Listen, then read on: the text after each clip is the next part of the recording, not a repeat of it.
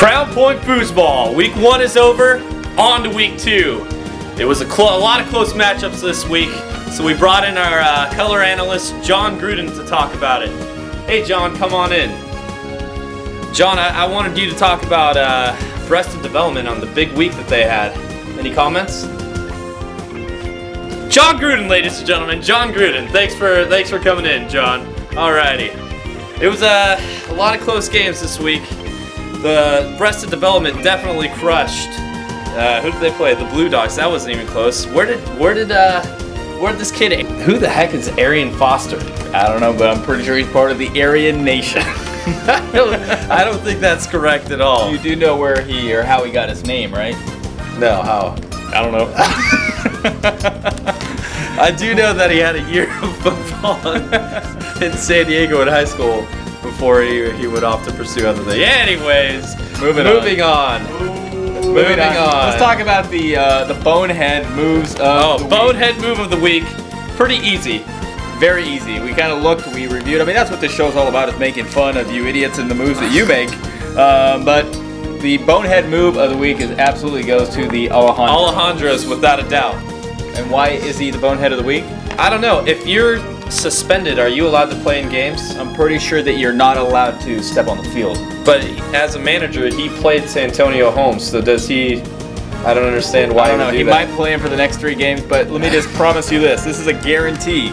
If you play him for the next 3 games, he's going to score 0 points. So you can take him out and put in somebody else. That's my suggestion. Is that your suggestion? Yes, along with next season.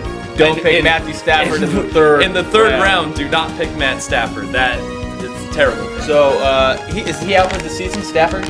No, I think it's just for 3 or 4 games. Well, either way, you probably don't want to play him for the rest of the season. Bench him, put in Matt Ryan. Matt Ryan's your guy. Matt Ryan's your guy. Sam's Smash Palace beat the Alejandros by a point because of these moves. And a cat fight. A little pillow fight. Yes.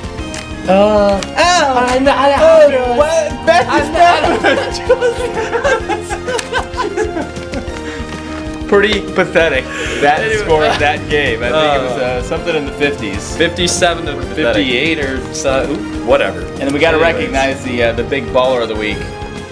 His Breasted Development. Crushed it. And he didn't even start Hakeem Nicks, who caught 3 touchdowns. So could have had an even higher number, but his team looks tough.